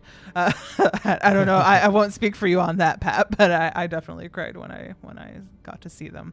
No, I was just stunned. And again, right now it's swimming a little bit below the surface, but usually these sharks are up near the surface. And what's really interesting when you see them is that their dorsal fin is cutting through the water, and then their tail fin, the top lobe of that tail fin, also slices through the water, but it's sculling on the back. So you end up having a front fin and then a back fin moving, and then that's how you know that you're dealing with a whale shark going by. But they're so huge, and the biggest things that you see in the ocean are usually whales and dolphins, and usually those make some kind of noise, some kind of sound. And the fact that these do not make any noise whatsoever, never breathe, was I had to adjust my expectations, because I was just like, wait, when's it going to breathe? When's it going to breathe? And it's like, oh, it's a really big fish. It is currently breathing. It is currently breathing right now. Currently breathing as we speak. It's not going to make a noise. That's probably it's hard for your brain to comprehend your first whale shark, certainly. Ay. Yeah. And especially because when they swim, they're so silent too.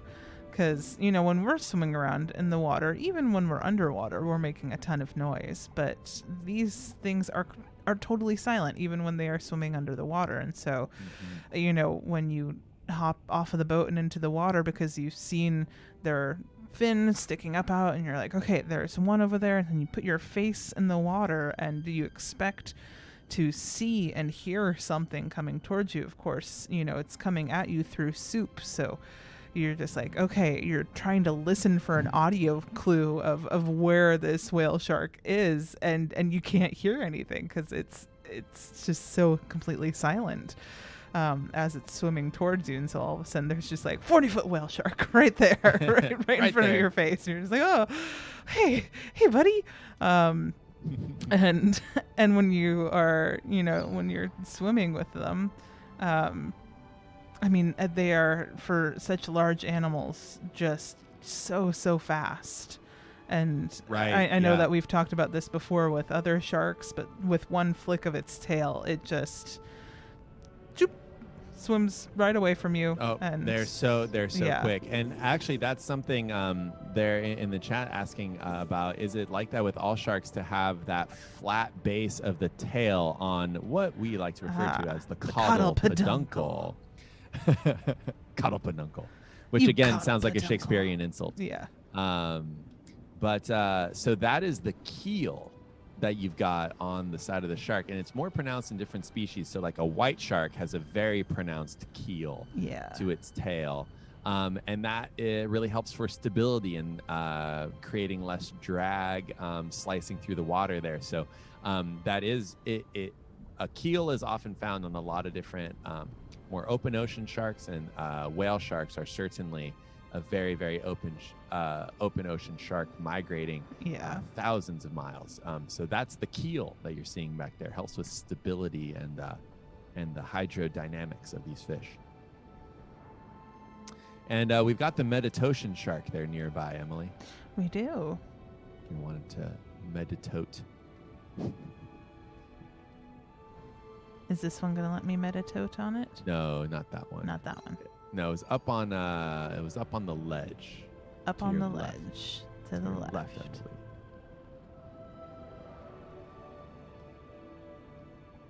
I might have to make a big, quick circle around, but it's up on one of these ledges here.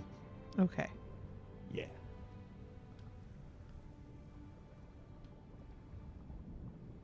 In any case, more kelp, more sharks. This is awesome.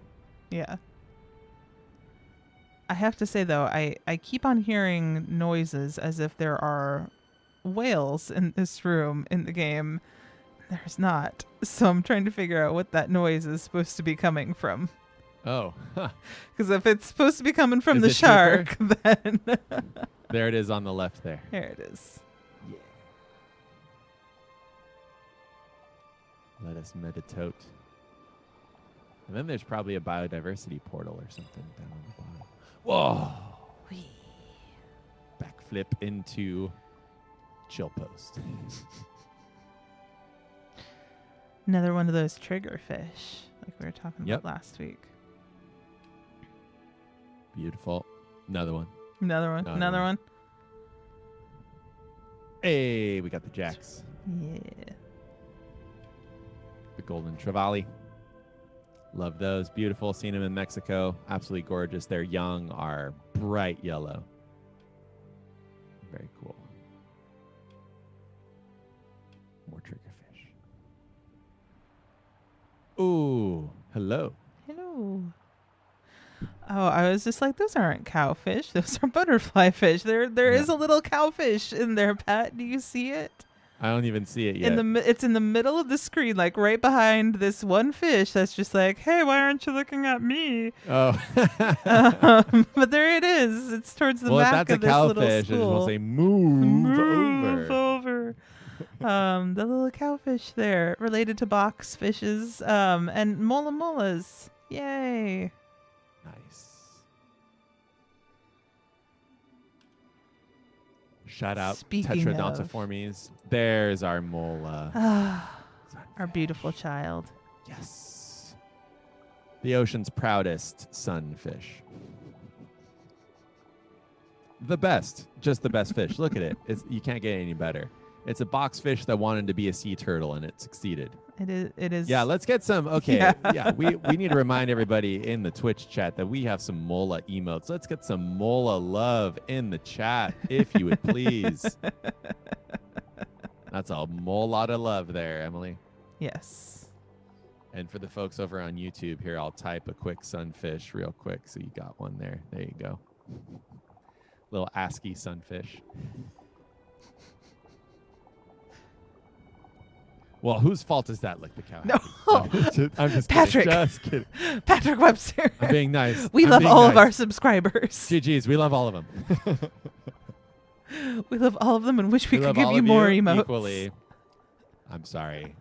It's 4:30. I think I'm getting a little bit friskier, Emily, because the sky is turning so much more orange. It's outside so than it dark is. outside right now. It feels like it's 10 o'clock at night. Yeah. It's it is, real spooky. It's a different world than it was about an hour ago when we started Yeah. streaming everybody. So sorry Yeah. if the nerves are coming up. Yeah, it's a little disconcerting. Oh, boy. Oh buoy. Oh buoy.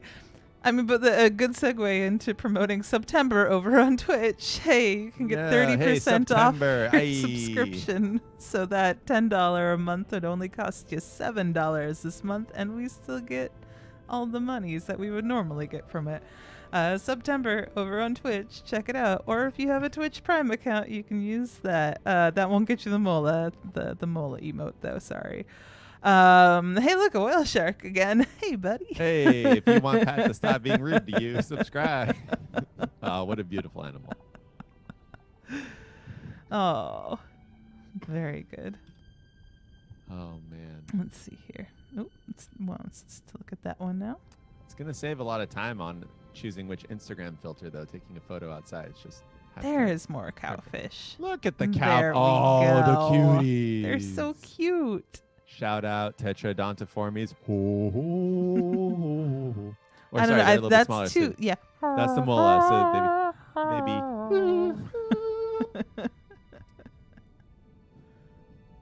Moo. They're just stuck in a permanent moo.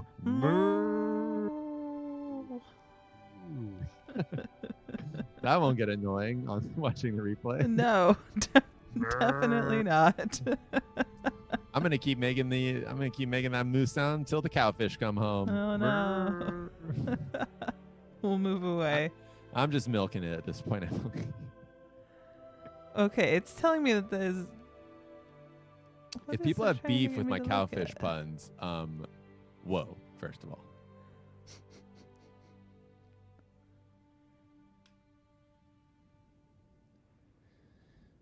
Did we cover all the fish in this room? I think we may have covered all the fish in this room. I'm kind of going around in a circle now. All right. Well, let's see where our shark friend went. I think I saw Big Shark Friend. You saw Big Shark Friend? Maybe not in this room. But maybe. Oh, it was a whale shark friend. Okay. Okay. Did we go all the way down to the bottom in this room yet? I don't know. I don't think I we don't think did. so. No.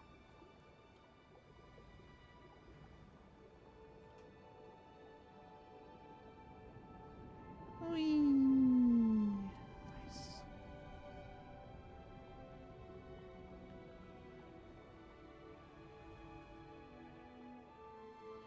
But we can't swim through the.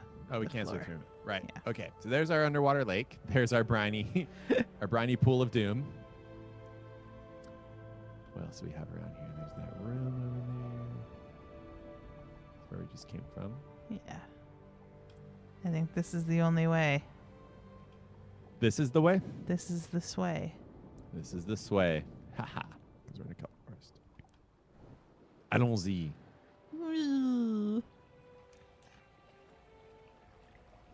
Oh no, Mech Mace, sending thoughts and prayers.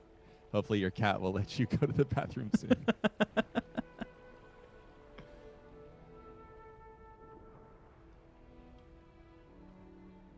Love these temples. Oh, there's an interaction hub. I will press the interaction button. Nautilus. Hold on. Before I... Look, Pat. Nautilus. Ooh, Look have we at seen them. Nautilus in the game yet? I don't... Have we? Oh, I think Maybe? we did, right? Look I at our can't chambered remember. Nautilus friend. Yeah, Yeah. we've seen Nautilus in ABZÜ yet, right? Well, here's some chambered Nautilus. We our talked favorite about them, but I shelled can't remember cephalopods. what we talked about them during. It must have been during ABZÜ. It was during ABZÜ. Yeah, it was during ABZÜ. Yeah, Okay. Yeah. Look at our Nautilus friend. Look at our Nautilus friends. Okay. Okay. I had a moment of panic there. Okay. Okay, now I will press the interact button. Oh. What happened? I don't What did it do? It illuminated the wall? Oh. Oh. No, it opened the door. It opened the door. What's going on there? The salmon on the right side swimming up the river of water being poured out of the vase. The water being poured out of the vase. Just like, is this a river? Wow! Let's go! My liege. Water! Wow! Wow. Swim up! Wow! I'm gonna swim. All right, we're in the next room. More Nautilus. Okay. Oh, we also found one last week in Animal Crossing too. That's when we talked about them. See, I knew it wasn't. But there Wait, were what's both, up there? right? Who are you, friend? Who dat? Who are you, friend? Don't swim away from me. No. Come back. Where did you go? We're trying to put you on straight. Where did you go? Oh, there Down are more below? down there.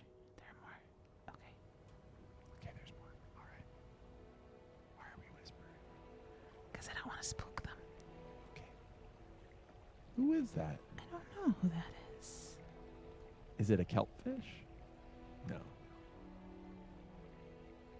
Looks kind of like a kelp fish. Looks kind of like a kelp Well, if we didn't talk about or a Nautilus, greenling. let us know if we talked about Nautilus on an ABZÜ stream before. If not, happy to talk about Nautilus some more. Who are you? Or are they? Rachel. Nah, Rachel's not on this stream. Rachel's sadly. not on this. She might be on Where Friday, are though. they? That is also what Batman would say to a bat ray that's freaking out a little bit. Rachel.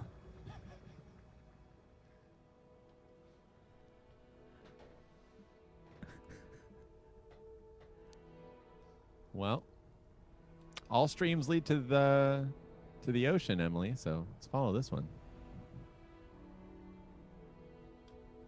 Going with the flow. Yeah. Who dat? Who dat? Who dat? That. Who dat? Who dat? Who dat? These friends. Look at these friends. Coelacanth!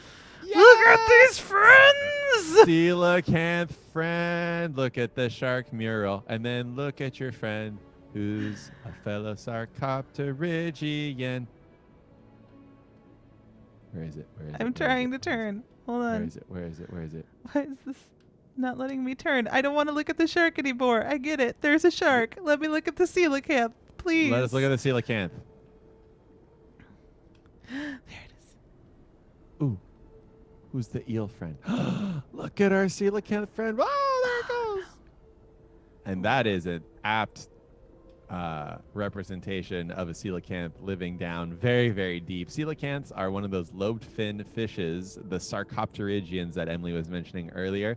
They are more like us than they are like other fishes, and there are a couple of extant populations in the ocean when they were thought to have been extinct a long time ago. They are truly a leftover from another era, and you can find them in Indonesia, off of South Africa. I believe those are the main spots. There's a coelacanth right there. It really does not want me to look at that coelacanth. Nope. This Got is a the hardest that I have It's fought. got Yeah. a Coelacanth do attitude. yeah, coelacanth. Yeah. Coelacanth. Look at this. Dude. There we go. Oh, I but then did it. Emily decided to do I the did it. thing. We're riding on history, Emily. Whoa. Is the coelacanth eating stuff? Yeah. Look at it. Look at this beautiful, beautiful fish. Look at this So friend. coelacanths have been around for a very long time, and what we were mentioning previously is the synapomorphy, the thing that makes this fish more like us than it is like other fish besides the makeup of its fins, its lobes, is that it has enamel on its teeth, and so do we, and other fishes do not. So importantly, if you're looking at the phylogenetics of fish, either fish do not exist or we are fish for the fish tree to make sense, because the coelacanth is more like us than it is like other things that we call fish. And this is why ABZÜ is the greatest game ever. Look at this. Look We at got this. molas in the same stream. We got whale sharks, We thresher got sharks, whale basking sharks, and Nautilus, blue Nautilus. lobsters, coelacanths. Apparently there's a bonnet head shark in there as well that we're swimming by, Wait, what? supposedly. Hey, LC, that's me. Thanks so much for tuning in. Well, that's coelacanth the deal for me, Emily, on this being a good idea for a Wednesday stream.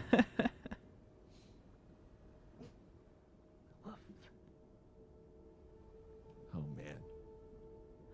Oh, is that it? Yeah, that's it. Okay. What are we whispering? I saw the shark. It was above me.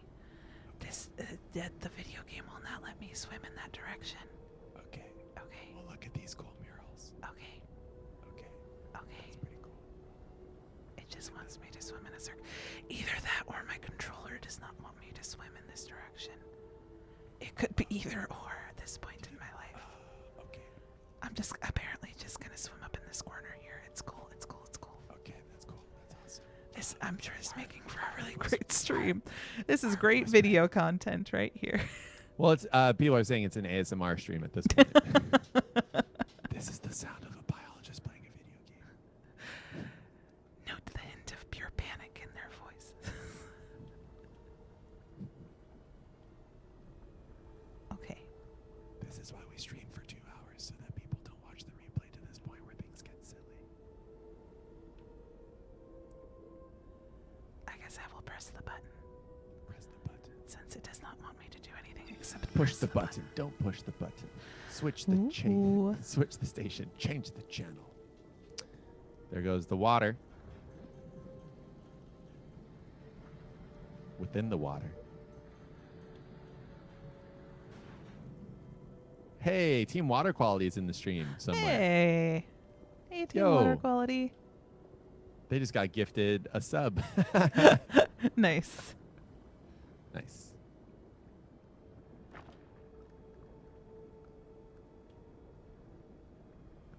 So, no, I don't believe the coelacanth. Sorry.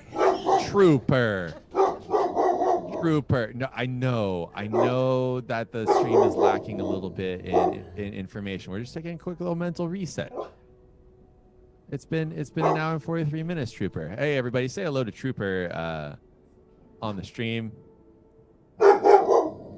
That's right, Trooper. Trooper's icon appears. The woofs subside. Dogfish.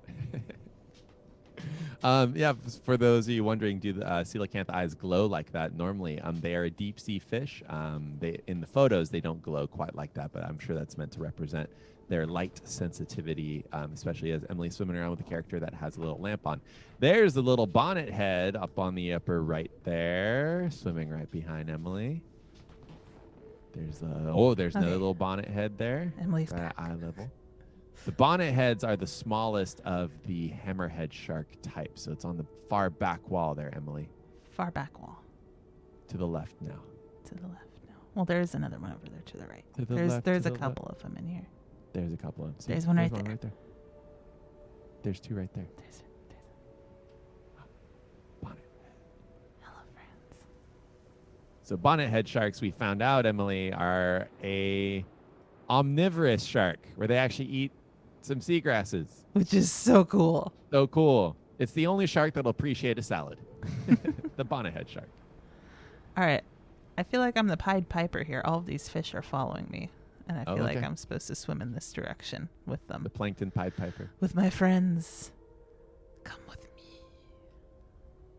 Allons-y. Allons-y. What? Let's go. Heading on out. We talked about morays. We talked about Nautilus previously on the stream. Lots of really cool fish back in that first room.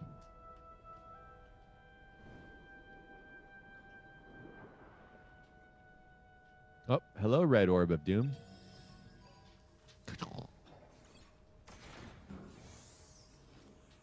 Oh, cutscene? No. Okay. No, not quite. This looks like a place where we might see our shark friend. This does look like a place where we might see our shark friend. Cutscene.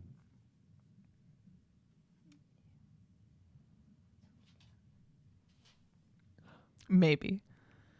Broken game. Or just Uh-oh. a briny death pool. Oh. No, there we go. Phew. Okay. You shouldn't have swum into the briny death pool, Emily. I mean, I'm we knew. sorry. Checkpoint. Ooh. Ooh. Ooh. More worm friends.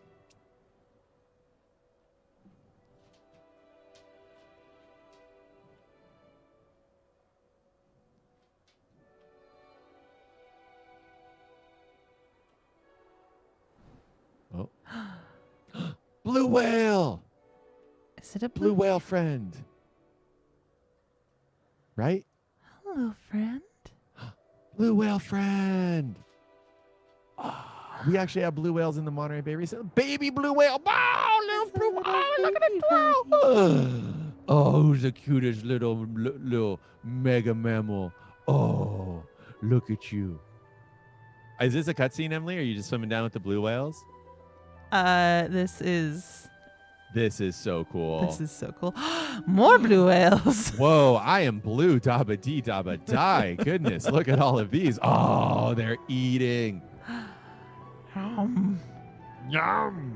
The largest biomechanical event in nature is the blue whale's jaw dropping. It drops almost 90 degrees straight down, and they engulf nearly a ton of plankton in one single gulp. There goes our humpback whales. Whoa. Whole podcast flying by. A whole podcast. Starting to think that all these whales not just a fluke, Emily. Wow! That's so cool. Look at the baleen. Oh, hi, Wilfred. This is so cool. Oh, hello. We're just having a moment here. Yeah, what's going on? Oh, man. Look at those throat pleats.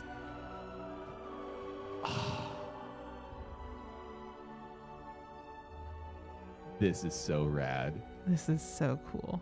Look And at you're them I think twirl. you're about to scale. Yeah.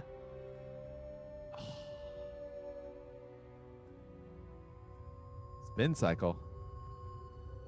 Ooh, ominous triangle in the background. Oh, it's that classic spin cycle to ominous triangle combo. We've seen that before. Wow. So spooky. I like that they just led you down to the depths and just like, later. Bye. Look, smokers. Ooh. we're Humboldt on a squid. rift Humboldt squid. community. Humboldt squid. Look at it go. Oh, yes. Dosidicus. Hello. Oh, and it's doing its flashing. Yeah. What? That's so cool. Come back, Humboldt squid. Come back. Come here. Oh, look. Watch it flash. Look Look at at it it go. flashing those. Oh, yes. Humboldt squid do this in real life, everybody, where they flash white and black like that as a threat, and then they can turn red just like so with their chromatophores to disguise themselves in the deep. Humboldt squid are found out here in the Monterey Bay. They don't get that big anymore at the moment. They don't have determinate growth, so they mature with whatever size makes sense. Ooh, who are these red friends? I was trying to figure that out, but I can't get quite a good look at them here. Well, in any case, Humboldt squid, Emily, nicely done. Right there next so to cool. the Rift event community. We've got to be in the Gulf of California right now. Whoa! It ate one. Boom! Good job, squid. That was incredible. Got to be squid in me. A whale fall? Whale Hold fall. on. Hold on. I'm gonna do this Biodiversity, one. then whale Yeah, fall. Priorities. biodiversity and then whale fall. Ooh, more sharks. Look at these shark friends. What kind of shark is that? I don't know. We're gonna have I mean, to go it's a deep check sea it shark. out. It's got a long nose. I Got a don't know. long nose. There's a long nose friend. Who are you? Is it actually a goblin shark? It is an actual goblin shark. It's an actual goblin shark. Hey, Oliver Wilson. There you go. There you go. There's your goblin shark. Look at that schnoz. Ooh, look at the whale fall. So whale falls are whale carcasses that sink down to the deep sea, become a community. There's a manta ray in the background. Wait, there is. There was to the left. A manta ray. Oh, no. It was a triangle. It's just a triangle. It's just the Ah, pyramid of doom. wishful thinking. We're trying to get Sharky for Elasmo week. You're doing a great job there, Emily. That's pretty Sharky. I nailed it here. Nice. Pointy friend. Emily, I'm looking at our timer. We really just have about 10 more minutes here Oh man. to the stream. So let's explore this zone. Look at the whale falls. Look at these friends. Whoa. Hatchet fish? No. No, I think they were No, going for fangtooth. fangtooth there. Fangtooth friends. Yes. Ooh, who are the long friends? Long friends, let's go. Who are you, long friends? Hello, long friends. Oh. Oh, I think those are hagfish. They are hagfish, Patrick. Oh my god. I can't believe they put hagfish in the game. All right, so officially, ABZÜ is the most legit game in existence. Hagfish in the game, Myxiniformes, everybody. Hagfish are in a group of jawless fish called Myxiniformes, which means mucus being.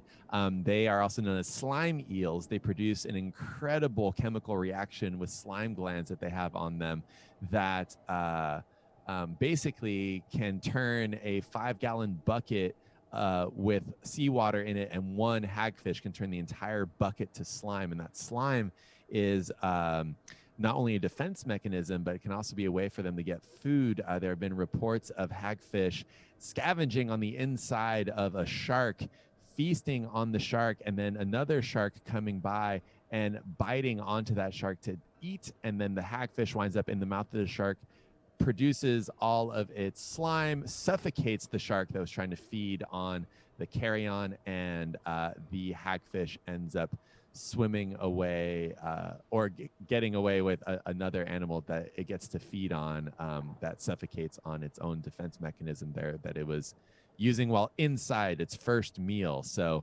yeah, hagfish are amazing. They can also form slip knots with their bodies, where they'll latch down on something, form a slip knot with their body to create a hole punch into the hide of something like a dead whale, to then swim inside and feast from inside.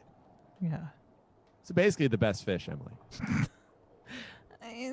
Debatable about the best fish, but one of two jawless fish in the world.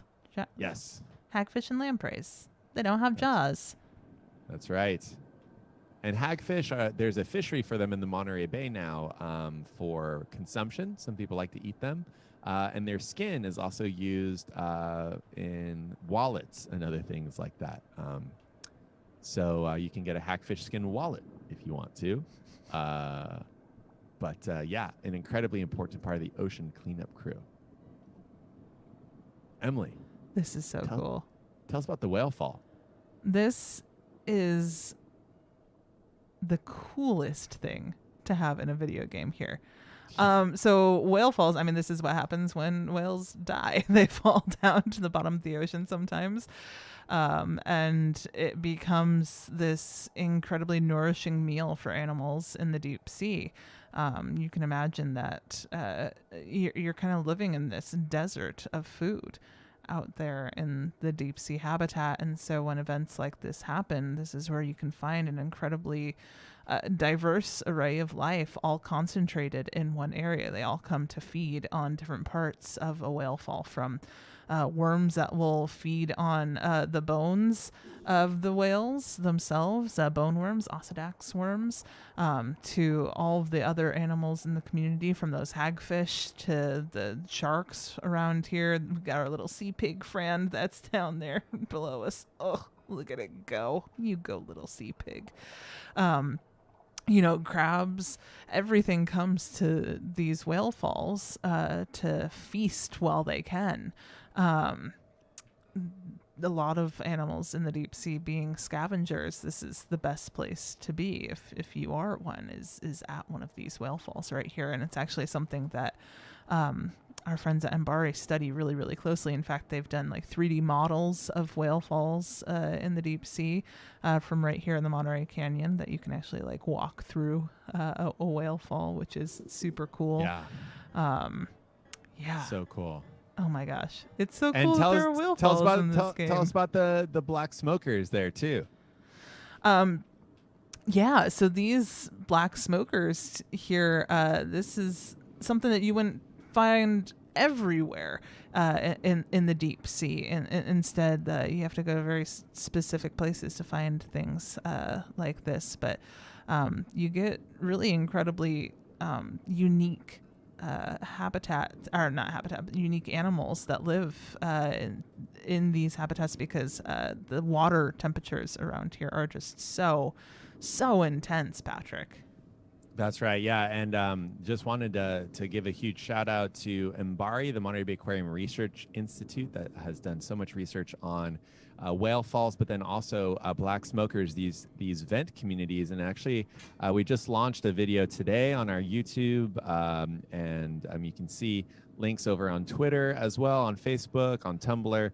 And on Instagram for the aquarium, you'll get to see a video of our top 10 deep sea animals, or some top 10 deep sea animals that Mbari has come up with over the years. And the Pompeii worms found on black smokers, and these rift vent communities that you find in the Gulf of California, where basically tectonic plates are moving things apart, which then Whoa! whoa, Oh no, Patrick! Emily, you blew up. I died! R.I.P. Emily. Oh Oh, you're back. You're good. no! Am I okay? Oh Whoa. no! Emily, Oh don't touch the no! red things. These Hey, pro gamer tips with Emily. Don't touch the red thing. don't go near the spooky. Oh no, that one's Yeah. flashing at me now too. Oh my gosh, go go go go Don't- go don't go go near go the go mine. go go go go Emily, turn right. Emily, turn right. I think behind us over there, down on the bottom, beyond that big whale fall, there's another little biodiversity portal. Maybe we can find another friend that can help us Okay. out from the explosion. Emily, you okay? I'm good. I'm good. Okay. It's chill. It's but just yeah, so very the- dark and spooky outside, and then Trooper was barking, and then I That's exploded. true. Here, dive down here, Emily. I'm gonna explode again. Oh! Okay, well, there's the biodiversity portal right there. Did I already do this one? No. Okay. No, you didn't. Be Who do free, we my got? buddies. Be gonna come help. free.